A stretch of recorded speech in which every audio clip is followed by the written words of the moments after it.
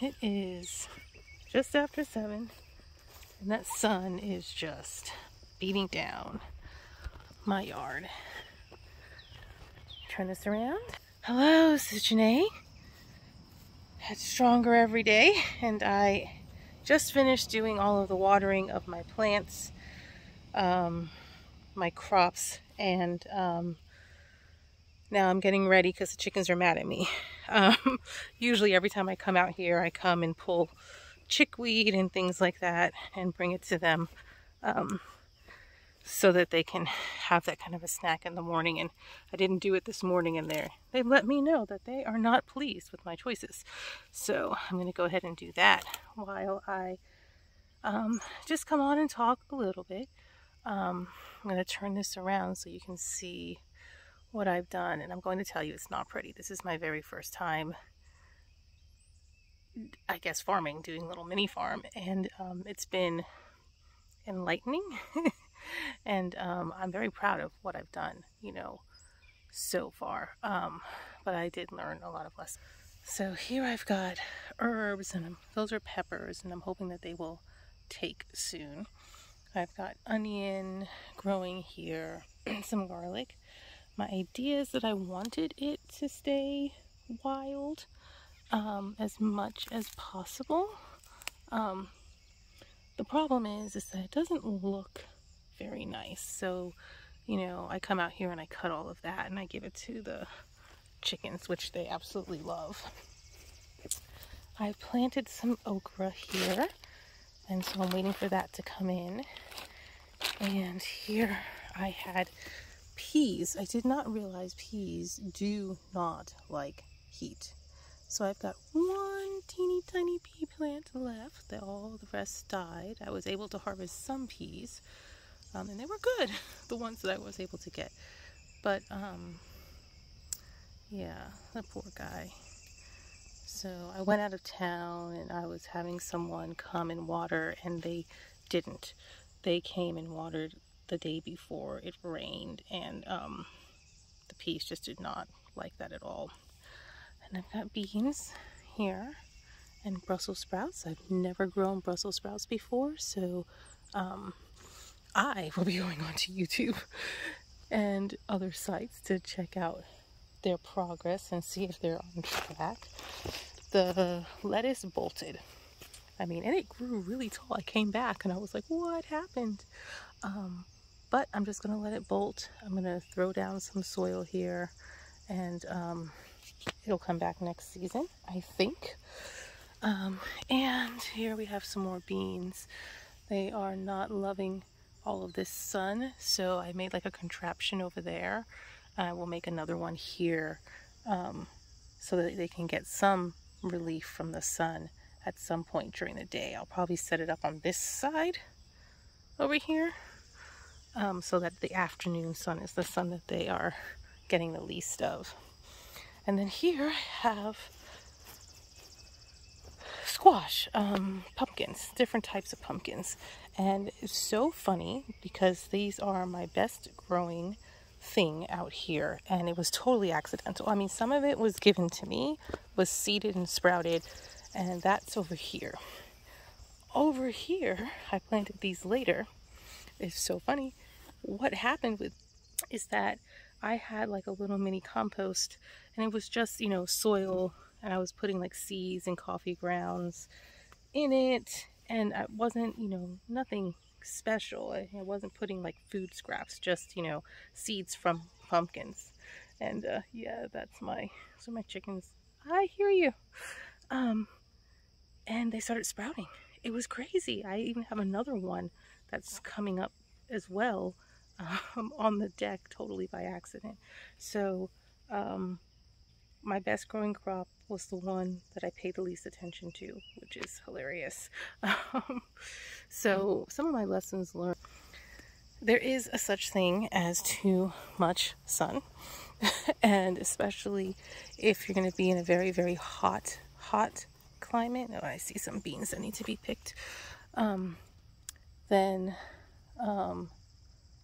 maybe not yet. You really about shade.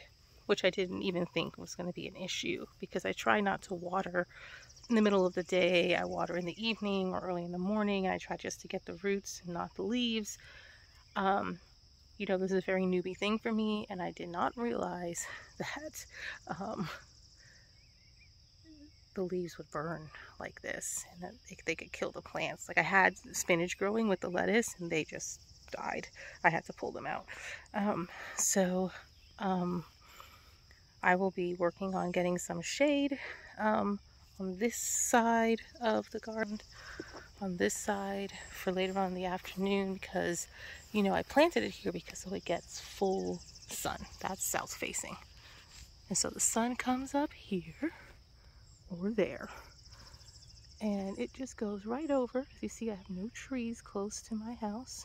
I have tons of wooded land, but right here there's no trees. And the sun just shines on it all day long. Most plants that need full sun, they say about 6 to 8 hours a day. These are getting about 10 to 12 hours a day of full sun, and it's been dry and very hot. Something else I wanted to talk about was making what you're growing manageable. So I'm gonna sit here. I gotta show you my cute little logs. I made them so I can sit on them. Making what you're growing manageable. So this for me right now, as a single mom with a full-time job, children who have school, homework assignments, after school activities, you know, everything that comes along with having children, this is manageable to me. I can work this small plot. I've got potatoes growing also in various spots to see where they grow best, and it turns out on the other side of the property is where they grow best. So this is manageable with me working from home. I can come out, check on things, especially in the fall or spring, and see how things are going. A small flock of chickens, not a huge thing. Mostly for me it's eggs.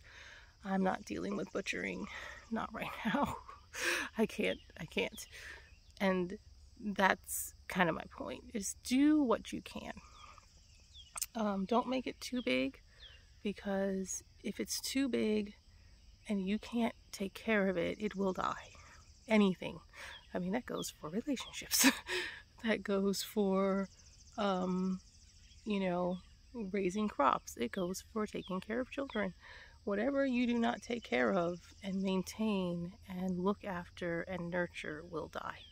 So yes, they're plants, yes, it's nature, and they grow, but if you're trying to grow to eat it and enjoy it and to have something for the winter or for the next season, if you're trying to cut down on your food costs in the long term, you are going to want to make it manageable. Something that you know you will eat, and that you can take care of, because it takes care. I come out here every day, usually not this late. It's Saturday, so I came out a little bit later, but I get up early and I come out. I work in the garden, I feed the chickens. The kids do work a little bit later in the day when it's hotter. They can handle the heat more than I can. We all have our part to play. But eventually, my almost 17-year-old will be going off to college, if that's what she chooses to do. And she will not be here to help me. It will just be me and my son, and then eventually he will go, and you know, hopefully I will be able to at that point have a really good system in place to take care of all of this on my own. I have to plan for that eventuality. So even if you are partnered and you do have family around you, and in one way or another, things happen, accidents happen, people move, people die. Figure out how you can take care of you and the people you have to take care of on your own. because you might have to. And you might have to do it for much longer than you think or you've ever expected. I was married for 15 years and now I'm not. So it's not necessarily about having a husband or a wife or kids in the house. It's about what can you do to take care of you, take care of your body and your home that God has blessed you with. How can you be a good steward of that? So taking on too much is not going to be helpful. So even though it doesn't look pretty, and I'm going to turn it around, it is mine. I am able to handle it and take care of it.